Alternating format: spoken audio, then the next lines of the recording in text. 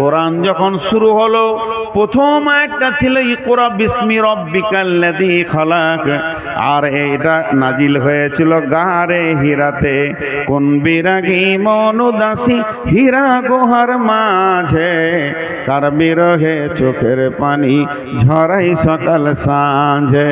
ছাড়লো বাড়ি কিসের আশায়, বাঁধলো বাসা হীরা গুহায়, কার বিরহে আকুল আশা অন্তরে তার বাজে।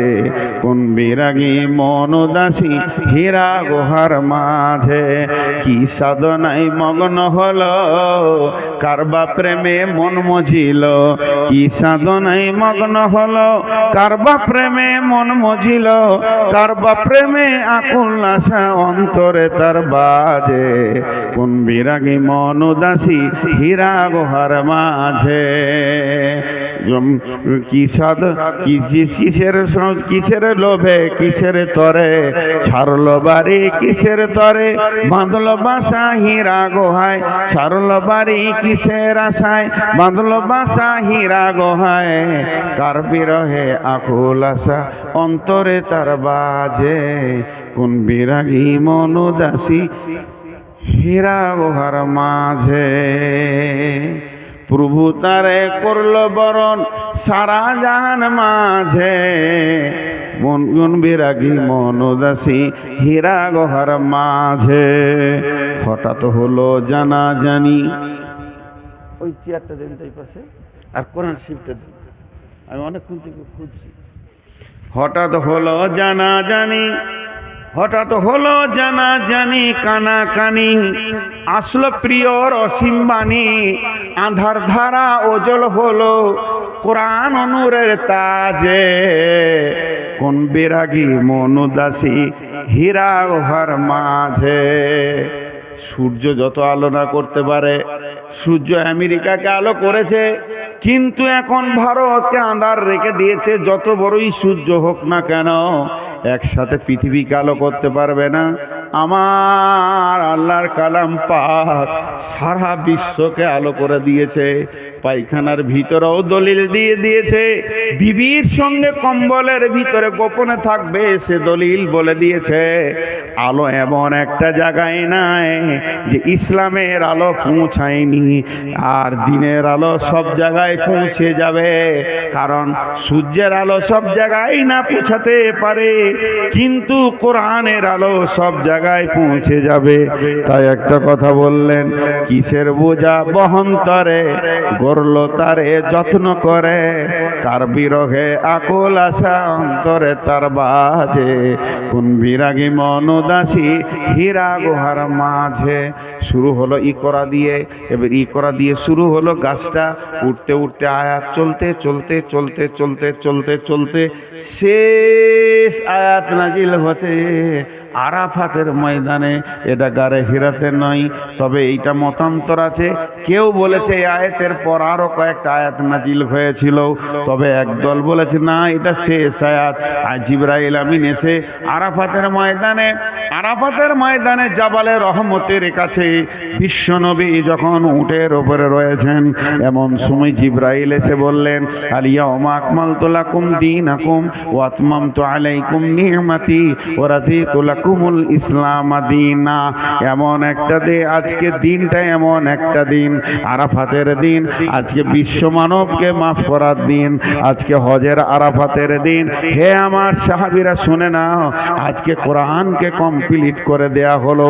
আল্লাহ বলছেন আমি দিনকে কমপ্লিট করে দিলাম, আমার যে নিয়ামতটা তোদেরকে দেওয়ার কথা ছিল পরিপূর্ণ দিয়ে দিলাম, এবং আমি দিন ইসলামের ওপরে রাজি হয়ে গেলাম।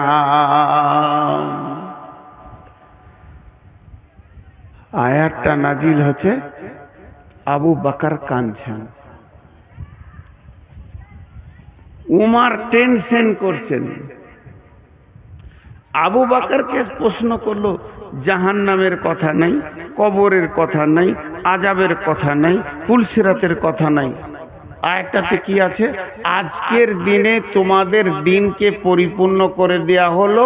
আল্লাহ তার যে নিয়ামতটা দেওয়ার কথা পরিপূর্ণ দিয়ে দিল, কমপ্লিট করে দিল। আর আল্লাহ এই ইসলামের ওপরে রাজি হয়ে গেল। রাজি তো ইলাকুমুল ইসলামের দিনা, আমি রাজি হয়ে গেলাম। কানলেন কেন? আবু বকরকে বলছে, আবু বকর তুমি কাঁদছো কেন? আবু বকর বলছে, বুঝতে পারছো না এই আয়াতটা কি বলছে? আয়াতটা বলছে দিন কমপ্লিট হয়ে গেল, এর মানে হচ্ছে নবীজি আর থাকবেন না, দুনিয়া থেকে চলে যাবেন। আমি ওই জন্য কাঁদছি, যে কাজে উনি এসেছিলেন ওই কাজটা কমপ্লিট হয়ে গেছে, আর থাকবে? ওর তো শেষ, এবার রিটার্ন হবে, চলে যাবে, এই জন্য কাঁদছি। উমার বলছেন, উমার তুমি আয়াত থেকে কি পেলে? উমার উত্তর দিল, যেদিন কোনো কাজ শুরু হয় প্রতিদিন কাজটা ওজন বাড়ে। যখন কোনো কাজ শুরু হয়, শুনেলেন একটা গ্রিল, এই ফাঁকটা একটা গ্রিল বানাবো, একটা মসজিদে একটা গ্রিল বানাবেন। যেদিন গ্রিলের অ্যাঙ্গেল দিতে শুরু করলো ওর ওজন বাড়তে লাগলো। একটা করে অ্যাঙ্গেল মারবে, ঝাল দেবে, একটু করে ওজন বাড়বে, একটা করে অ্যাঙ্গেল দিবে, ঝাল দেবে, ওর ওজন বাড়বে, বাড়তে বাড়তে বাড়তে বাড়তে যেদিন কমপ্লিট হয়ে যাবে সেই দিন থেকে ওজন কমতে থাকবে, জং ধরবে, ছেড়ে যাবে, আর সেই ওজনটা থাকবে না। তা বিশ্বনবী আজকে কমপ্লিট করে দিলেন দিন। এই দিনটা যে অবস্থায় নবীজি ছেড়ে চলে যাচ্ছেন, উম্মতরা ওই অবস্থায় রাখতে পারবে না। চটা ছাড়তে ছাড়তে ছাড়তে ছাড়তে সামান্য ওদের কাছে দিন থাকবে, এতেই নিজেকে মুসলমান ভাববে। অথচ কত আমল, কত ইমান, কত আকীদা সব মুসলমানের কাছ থেকে চলে যাবে। এই গ্রিলে জং ধরতে ধরতে সামান্য দুটি অ্যাঙ্গেলে গিয়ে টিকবে, মুসলমান আসল দিনকে আর রাখতে পারবে না। বলেন, আমি আপনাদের কাছে ছোট্ট করে আবদার করে ছোট ভাইয়ের মতো জিজ্ঞেস করছি, আমাদের মুসলিমদের একটা বিয়ে বাড়িতে দিন আছে, একটা মরা ঘরে দিন আছে, একটা ছেলে জন্ম নিল সেখানে পরিপূর্ণ দিন আছে, না কোনো অনুষ্ঠানে পরিপূর্ণ দিন আছে, না নিজের মাথা থেকে পা পর্যন্ত দিন আছে? দিন সব জায়গায় যেন ছেড়ে চলে গেছে, তারপরেও ভাবছে আমি মুসলমান। জি, তারপরেও ভাবছে আমি মুসলমান। কেউ 5 ওয়াক্তের নামাজে জানে শান্তি পেছে না, সে রাতে উঠে হু হু করে আল্লাহর কাছে কাঁদছে তাহাজ্জুদে। আবার কেউ 5 ওয়াক্ত নামাজ পড়ে মনে করছে আমার মতো মুসলমান কে আছে। কেউ আবার শুধু জুমাটা পড়ে মনে করছে যে আমি ইসলামে টিকে আছি। তাহলে ইসলামটা কেমন এখন খুঁজে পাওয়া মুশকিল হয়ে যাচ্ছে। আবার কেউ শুধু জানাজা পড়ে আর দুটো ঈদের নামাজ পড়ে, সে মনে করে আমার মতো ইসলামওয়ালা কেউ নাই, আমি তো ইসলামে আছি। তাহলে ইসলাম কমপ্লিট কোনটা, কে কম করছে কে বেশি করছে? ইসলামের পরিপূর্ণতেই আমরা দাঁড়িয়ে নাই। আমাদের কাছে ইসলাম নাই।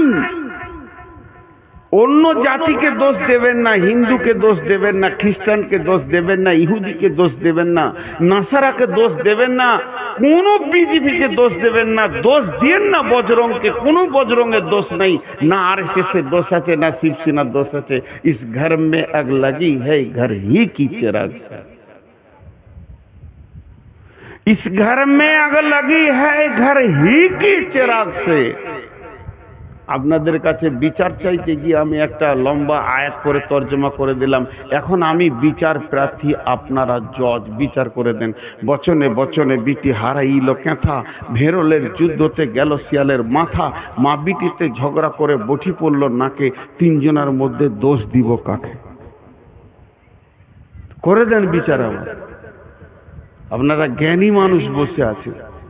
হাজি ভাই, রাস্তায় একটা সাইকেল যেছে আর একটা লোক হেঁটে যেছে, যদি অ্যাক্সিডেন্ট হয়ে যায় কাকে মারবেন?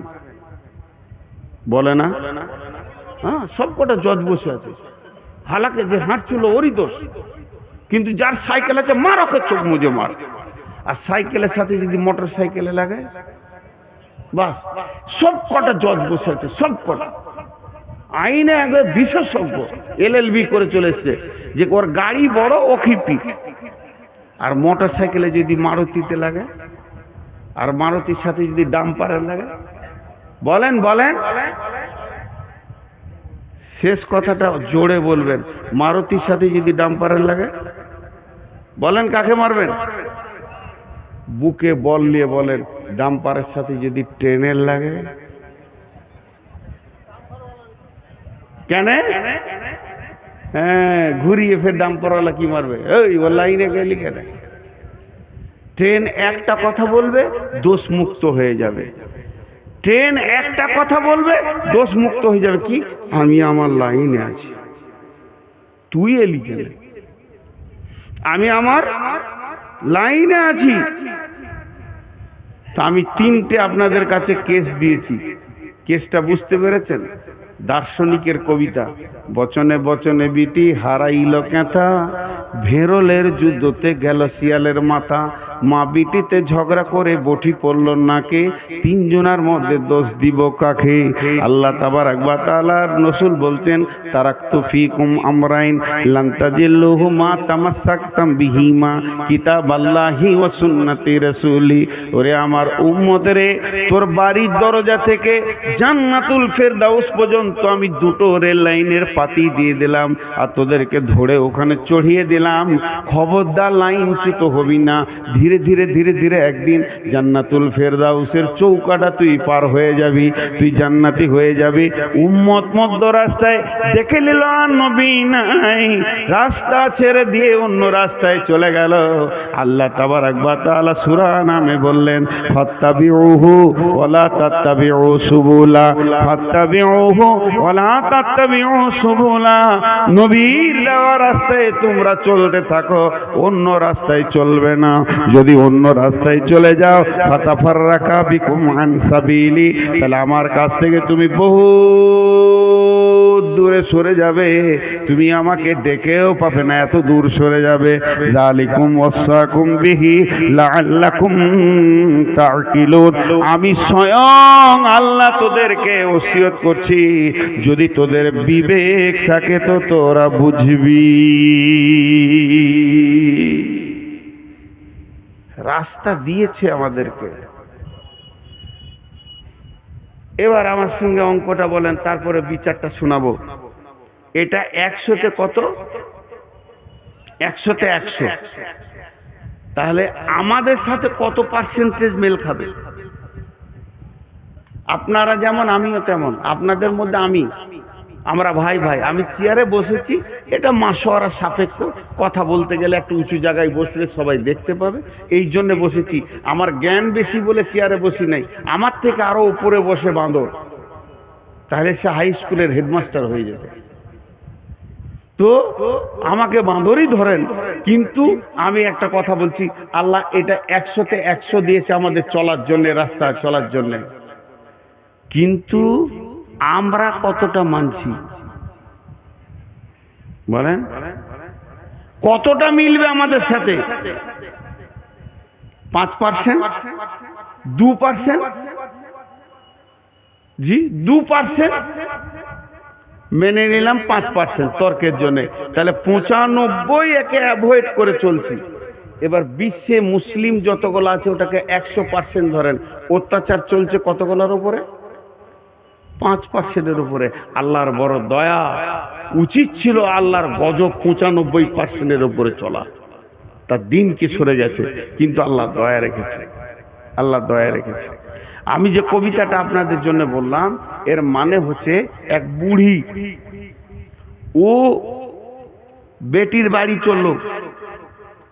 বেটির বাড়ি গোঁধাইপুর, নাইলে ওই মালঞ্চা নদী পার করে ওই পারে মালঞ্চা বেটির বাড়ি। তো 1,03,000 টাকা একটা ছিঁড়া কাঁথাতে বেঁধেছে, দিয়ে দড়ি দিয়ে বেঁধে নিয়েছে, এমনি করে বগলে নিয়ে চললো। চড়ে তো জানে না যে ছিঁড়া কাঁথায় কি টাকা আছে। তো ও যখন থেকে বাড়ি থেকে বের হয়েছে, ওর মুখটা বন্ধ নেই, ভেড় ভেড় ভেড় ভেড় ভেড় ভেড় একটা কথা খালি বলছে, যা হবে হোক গা, কাঁথাটা যেন না হারাই, যা হবে হোক গা, কাঁথাটা না হারাই, যা হবে হোক গা, কাঁথা। লায়ে উঠছে, তখনও বলছে আমার যা হবে হোক গা, কাঁথা যেন না হারাই। মার্কা মারা ডাকাত ওখানেই ছিল, কাঁথা নিয়ে মেরে দিলে দৌড়। 10 টাকার বিচার করেন, চোরের না বুড়ি? বুড়ি। ভেড়লের যুদ্ধতে গেল শিয়ালের মাথা। ষাঁড় ভেড়া যদি একবার দুজনেতে লড়াই লেগে যায় তো 1 সপ্তাহ 15 দিন পর্যন্ত লড়াই চলে। একটা ভেড়ার দলে যদি দুটো ষাঁড় ভেড়া থাকে আর যদি সমান গায়ে বল হয়, ওরা ওকে তাকাবে তাকাবে, এ রাগ ওদের মাস পর্যন্ত মিটে না। খটাস খটাস, তা 2টা ভেড়া লড়ে গেছে আর ওদের রাগ মিটছে না। সন্ধ্যা থেকে ওরা যুদ্ধ করেই গেছে, ফাঁকা মাঠে যুদ্ধ করেই গেছে। আর ভেড়াওয়ালা বলছে মরবি মরগার দেখে লিগা। একটা শিয়াল এসছিল ভেড়া খেতে, ও এমনি করে তাকিয়ে তাকিয়ে দেখছে। শিয়ালটা অনেক চালাক তো, মনে মনে ভাবছে কি দরকার ভেড়া ধরে ফেড়ে খাওয়া, দুটোর মধ্যে একটা পড়বে, যেটা পড়বে ওইটা খাবো। ওরা তো লড়ে নিজেই আছে, যেটা পড়বে ওটা খাবো। দিয়ে অনেকক্ষণ থেকে ওদের যুদ্ধ চলছে কিন্তু পড়ছে না। ইয়ার আর সহ্য হলো না, সবর থাকলো না। তখন ই মনে মনে করছে, ও আমাকে দেখি ওরা নাটক করছে, লড়েনি নাটক করছে। তা ওইদের এই মাঠটা কত জোর আছে একবার দেখবো। যে মাঝে মাথা ভরে দিয়েছে আর দুদিক থেকে মেরে দিয়েছে, পটাশ চিত, ওই চিত হয়ে গেল। এই যে মার্ডারটা হলো, এই জন্য দোষ কার? ঠিক বিচার করেন। আর পাশের বাড়িতে মা বিটি ঝগড়া লেগেছে, আর এই বাড়ির নতুন বউ ঝগড়া দেখতে গেছে। তুই বহু মানুষ লোকের ঝগড়া কেন দেখতে যাবি? বা রাগ করে ওর বটিটা বেটির দিকে ছুড়ে দিয়েছে, তোকে কেটেই ফেলে দিব, কেটেই ফেলে দিব। যেমন পাড়া গায়ের মেয়ে বলে, তো বটিটা ওকে বেটিটাকেও লাগে নাই, বউটা দাঁড়িয়ে দাঁড়িয়ে দেখছিল ঝগড়া, ওর নাকটা কেটে পড়ে গেল। দোষ কার? হে মুসলমান, একটু ভাবি, আমাদের চোপার জোর এত আছে, চায়ের দোকানে অন্য কোনো জাতির নাই। ব্যানার্জি, চ্যাটার্জি, দাশগুপ্ত, গুহ চায়ের দোকানে বসে গল্প করে না। মুসলমান চায়ের দোকানকে আমেরিকার হোয়াইট হাউস বানিয়ে দেয়। বেশি চোপার জোরেই এরা লাত খেছে। একদিকে দাঁড়িয়েছে নমিনেশন ফাইল হয়ে গেছে, কংগ্রেসে দাঁড়িয়েছে ব্যানার্জি, সিপিএমে দাঁড়িয়েছে চ্যাটার্জি, মূর্ছাতে দাঁড়িয়েছে আর কিন্তু লড়াই চলছে সাড়ে সাড়ে। মধ্যখান থেকে মুসলমান মাথা ভরে দিয়ে 4খানা মার্ডার হয়ে গেল। মরল তো মুসলমান আর জিতলো তো অন্য জাতি। এ হতভাগাদের হুঁশ দেওয়ার কেউ নাই। এদের দরজায় দরজায় যদি পায়ে ধরা হয়, এরা বুঝবে না, তারপরও লড়াই করে মরবে। এর জন্য দোষ এদের। আর লোকের ঝগড়া দেখতে যে নিজের নাক কেটে ফেলে দেওয়া। হে মুসলমান, আল্লাহ তাবারাক ওয়া তাআলা বলছেন, জাহারাল ফাসাদু ফিল বাররি ওয়াল বাহরি বিমা কাসাবাত আইদিন নাস। মুসলমান, তুমি একবার ভেবে দেখো কোন জায়গাটা আল্লাহ তোমাকে দিয়েছিল। তুমি আল্লাহর গোলাম। বিশ্ব নবী বলছেন, 2টি বার্তা দিচ্ছেন, ওয়া ইয়াকা ওয়াল মাসিয়া ফা ইন্না বিল মাসিয়াতি হাল্লুন সাকাতুল্লাহে। মাফ করবেন, ক্ষমা চেয়ে বলছি। ইলামির ভিতর দিয়ে হেঁটে, কুসমানগরের ভিতর দিয়ে হেঁটে, আর মনিরামপুরের রাস্তার গলি গলি হেঁটে নারায়ণখর্দে একবার চলে যান পাকুড়ো পর্যন্ত। মুসলমানকে রাস্তার ধারে তাস খেলতে দেখবেন। তাস, জুয়া, লুডু, দাবা, মদ, গাঁজা, লুচ্চামি, লাফাঙ্গিরিতে ভর্তি হয়ে আছে। অথচ এদের গাইডলাইনের নাম হলো কোরআন। সারা বিশ্বকে এরা কোরআনকে ভুল বোঝাচ্ছে। অন্য জাতি যদি এই গ্রামের ভিতর দিয়ে হাঁটে আর জিজ্ঞেস করে কোন জাতি আছে গো, সবাই বলবে এরা মুসলিম আছে। তখন অন্য জাতির ধারণাটা কি তৈরি হবে? যত জুয়ারি মুসলমান, যত মাতাল মুসলমান, যত সুদারু মুসলমান, যত পেবর্দা মুসলমান। তাহলে আমার কোরআনে কি ওগুলো আছে? আমি কোরআন সম্পর্কে তাকে ধারণাটা কি দিলাম? আমি হাত পায়ে আল্লাহকে রাখতে পারিনি। চেহারা চরিত্রে আমার কাছে আল্লাহ নাই, আমার কাছে দ্বীন ইসলাম নাই, বহু দিন আগে চলে গেছে। এর জন্য বিশ্বনবী বলছেন, লা তাতরুকান্নাস সালাতা মাকতুবাতান মুতাআম্মিদান ফা ইন্না মান তারাকাস সালাতা মাকতুবাতান মুতাআম্মিদান ফাকাদ বারিয়াত মিনহু জিম্মাতুল্লাহ। হে মুআজ, আমার উম্মতদেরকে বলে দিও তারা সজ্ঞানে ইচ্ছা করে সজ্ঞানে যেন এক ওয়াক্ত ফরজ নামাজ না ছেড়ে দেয়। যদি ইচ্ছা করে সজ্ঞানে, জ্ঞান টনটনে আছে, হিসাব বুঝে খুব সুন্দর, এই লোকটা যদি ইচ্ছা করে এক ওয়াক্ত ফরজ নামাজ ছেড়ে দেয়, আল্লাহর সঙ্গে বান্দার সম্পর্ক কেটে যাবে। আমি পৃথিবীতে এসে একটা মেয়েকে বিয়ে করেছি, মেয়েটা হলো আমার স্ত্রী, আমি তার প্রেমের দড়িতে বাঁধা আছি, সে আমার প্রেমিকার দড়ি হয়ে বাঁধা আছে। ওই মেয়েটাকে আমি কত ভালোবাসি, সেই মেয়েটার জন্য আমি চিন্তা করি, তার প্রয়োজনকে আমি মিটাই, সে আমার প্রয়োজনকে মিটায়। দুইজনে এত মহব্বত, একজনের চোখে পানি দেখলে আর একজনের ঘুম হয় না। আমার বিবির মাথা ধরলে আমার মাথা ধরে যায়, কেননা তাকে আমি ভালোবাসি। দুইজন বৈবাহিক জিন্দেগিতে, বিবাহিত জিন্দেগিতে আবদ্ধ হয়ে গেছি। কিন্তু শুনেলেন, ওই মেয়েটি যদি আমার কাছে একবার সামাজিকভাবে তালাক নিয়ে নেয়, তার সাথে যদি আমার তালাক ঘটে যায়, তার সাথে যদি আমার ডিভোর্স ঘটে যায়, এই মেয়েটি যদি অ্যাক্সিডেন্ট হয়ে মারা যায়, আর আমার খোঁজ থাকবে না, আমি চিন্তা করব না। যতদিন আমার সঙ্গে দড়িতে বাঁধা থাকবে প্রেমে, ততদিন তার একটা ট্যাবলেটের দরকার হলে আমি দিব, একটা ওষুধের দরকার হলে দিব, তার হাত পায়ে ব্যথা হলে আমি তাকে দিব। কিন্তু যেদিন তার তালাক হয়ে যাবে, আর আমাকে ঈদের খুশিতেও পাবে না, বিপদেও পাবে না। তেমনি মুসলমান যেদিন মসজিদের সঙ্গে সম্পর্ক ছেড়ে যাবে, যেদিন আল্লাহর সঙ্গে সম্পর্ক আমাদের ছেড়ে যাবে, যেদিন মুসলমান 5 ওয়াক্তের নামাজ ইচ্ছা করে জ্ঞান বশত ছেড়ে দেবে, সেদিন আল্লাহ বান্দা আল্লাহ সম্পর্ক কেটে যাবে। এখন মুসলমানদেরকে যদি কেউ লাঠি নিয়ে পিটিয়ে মারে, আল্লাহ এ ব্যাপারে কোনো গুরুত্ব দেবে না।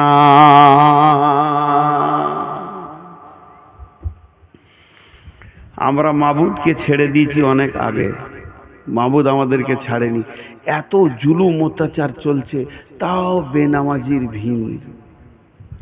একটা খারাপ কথা বলবো, ওইটা ছাড়া আর আমার কাছে উদাহরণ কিছু নাই। আপনাদেরকে খারাপ লাগবে, তাও শুনতে হবে। এই জালসা করতে গিয়ে বহু লোক ডাকে আমার বাড়িতে চলেন, আমি যাই না। বহু লোক বলে 1 কাপ চা খান, আমি খাই না। লোকে ভাববে অহংকার, ওইটা লয়, ওটার ভেজাল আছে। খুব শক্ত ওইটা খাওয়া। 1 কাপ চায়ের কত দাম জানেন? 5 টাকা না, কোটি টাকা দিয়েও মেটানো যাবে না।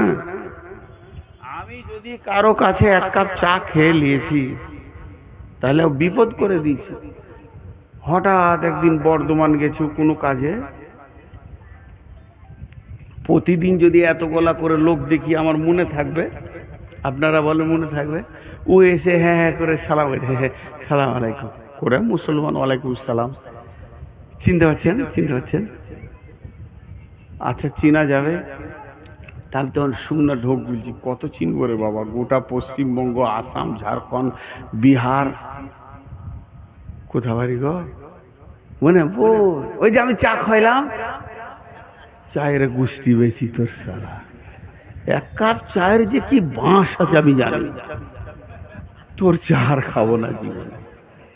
ওই চাও বমি করিয়ে ছাড়বে 17 বার দেখা হলে। এই যে চা খাইয়েছিলাম, পরিচিত আর কিছু খুঁজে পাই না। তো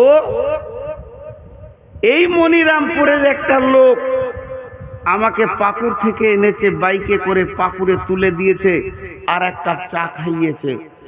ওর দাবি কত, যে শালাকে যেখানেই পাবো ওইটা বলবই আমি। আর আমি যে কি পাপ করেছিলাম ওইটা করে ওর গাড়িতে চেপে আর চাটা খেয়ে, আমার জীবনে আমার বাপ কেন এই পাপ থেকে বাঁচানো শিখায়নি। তো এবারও বলবে। আমার একটা কথা এখানে, এটা আমি উদাহরণ দিচ্ছি আপনাদেরকে। উদাহরণ, আমার প্রত্যেকটা উদাহরণের ভিতরে গুরুত্ব আছে, শুনবেন। এই লোকটা বাইদি বাই কোনো কাজে আমার গ্রাম গেছে, ওর একটা ছেলেকে আমার মাদ্রাসায় ভর্তি করতে গিয়েছে। তো মনে মনে সারা ট্রেনে যেছে আর ভাবছে, রে নূর মোহাম্মদের সাথে দেখা হবে রে, চা খাইয়েছি, গাড়ি করে লেগেছি, ও এবার আমাকে মুসাফা করবে, কত ভালোবাসবে, নূর মোহাম্মদের সাথে দেখা হবে। ঠিক আছে, মাদ্রাসায় ছেলে ভর্তি করে জুমা মসজিদে জোহরের নামাজ পড়তে গেছে, আমিও নামাজ পড়তে গেছি। ও এসে আসসালামু আলাইকুম, প্রতিদিন তত লোক দেখছি, চিনতে পারলাম না, আমি চিনতে পারলাম না। এটা একবার বলছি, আর 100 বার বলছি, আমি চিনে ইচ্ছা করে পালিয়ে গেলাম।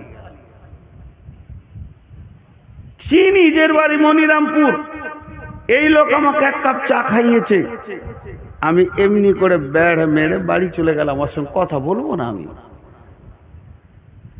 এর মনটা কি বলবে? আমি এইটা খালি জিজ্ঞেস করছি, এই লোকটার মন কি বলবে? রে বেঈমান, তুই বলবি তোর জলসা আমি আর শুনবো? তোকে তো বুঝেলি নু, তোর গায়ে এসে তোর আসল চরিত্র খুলে গেল, ও কাউকে বলতে পারবে না, কিন্তু ওর ভিতরে ঘুরপাক খাবে, খাবে না? আর আমি ওকে পাল্টা বলছি, একবার শুনে খারাপ লাগলো, তোর 1 কাপ চায়ের এত কুঁত কথা নি কেন? 1 কাপ চা খেয়েছি, তোকে মুসাফা করে তোর সঙ্গে 2 ঘন্টা টাইম দিতে হবে, আমার কাজ নাই? বেশ করেছিলি, খাইয়েছিলি, তোকে তো আমি জোর করে বলিনি যে খাওয়া, আসেন খান করে ছেলে ভর্তি করে ঘর যা, ফাজলামো করিস না আমার সঙ্গে।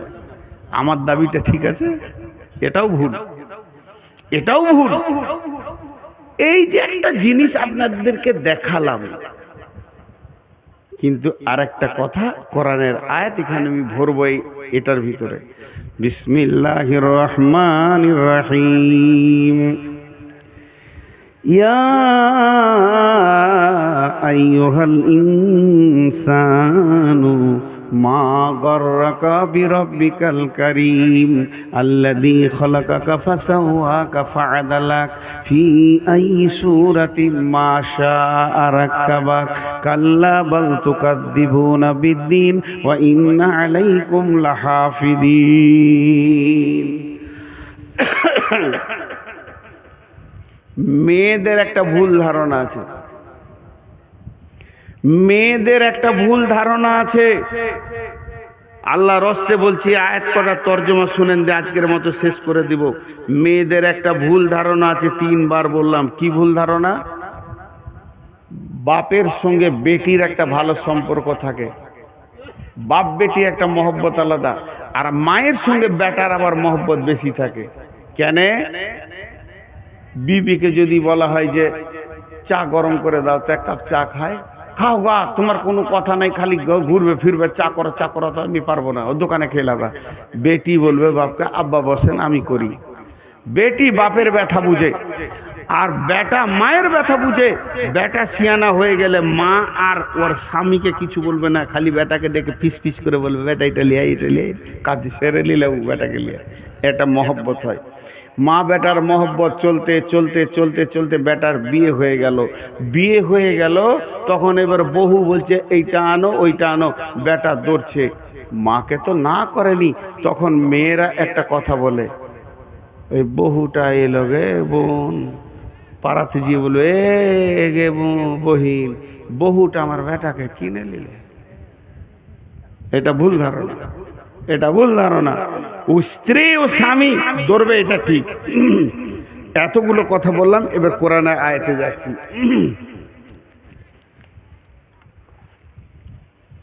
আল্লাহ আমাকে আপনাকে কি দিয়েছে এটা আগে দেখেন। মাথায় যে মগজটা আছে, এটা পৃথিবীর কোনো বিজ্ঞানী বানাতে পারবে না। তবে বড় বড় বৈজ্ঞানিকেরা বলেছে, সেন্সার দিয়ে যদি কম্পিউটার দিয়ে একটা মাথা বানানো যায়, ও কথা বলবে, সব কিছু শুনবে, তো মাথাটা তাল গাছের থেকেও বড় হয়ে যাবে। আর 1500 কোটি টাকা খরচা হবে ওই মাথাটা, তারপরও আল্লাহর দেওয়া যে মগজ এত সুন্দর হবে না। একটা মগজে কতগুলো বই ঢুকবে, সারা পৃথিবীতে ইসলাম ধর্ম, অন্য ধর্ম, গানের বই, সিনেমার বই যা কিছু লেখা হয়েছে, একটা মগজে ভরতে গেলে 50 ভাগের 1 ভাগ জায়গা দখল করবে, 49 ভাগ বাকি থাকবে। সুবহানাল্লাহ। একটা মাথাতে কতটা কোষ আছে, কোষ সুতোর মতো বের হবে, মাকড়সার জালের মতো। তো পশ্চিমবঙ্গকে 15টা পাক দেওয়া হবে একটা মগজে যা আছে। আল্লাহ কত দিয়েছেন, সুবহানাল্লাহি বিহামদিহি। শুধু তাই নয়, জিবে 1.5 লক্ষ কোষ আছে, 1.5 লক্ষ স্বাদকে গ্রহণ করবে। দুটো চোখে 25,000 করে 50,000 ক্যামেরা বসানো আছে, যা দিয়ে আমরা পৃথিবীকে দেখছি। দুটো কানে ক্যামেরা, এই মাইক্রোফোন আছে 30,000 15,000 করে। আর প্রতিদিন মানুষকে আল্লাহ প্রতিদিন সকালে, যতগুলো লোক বসেছেন কাল সকালে পেয়ে যাবেন, প্রতিদিন সকালে আল্লাহ 33 থেকে 40 লক্ষ টাকা দেয়, প্রতিদিন দেয়, অস্বীকার করতে পারবেন না। একজন বিজ্ঞানী বলেছে, আল্লাহ যে অক্সিজেনটা আমাদেরকে দিচ্ছে, যেটা প্রতিদিন আল্লাহর অক্সিজেনকে পুড়িয়ে কার্বন ডাই অক্সাইড বানিয়ে দিচ্ছি, এটা যদি কিনে ব্যবহার করতে হতো 40 লক্ষ টাকা লাগতো, কিন্তু এত সুন্দর অক্সিজেন পাওয়া যেত না। প্রতিদিন মিটাই আল্লাহ।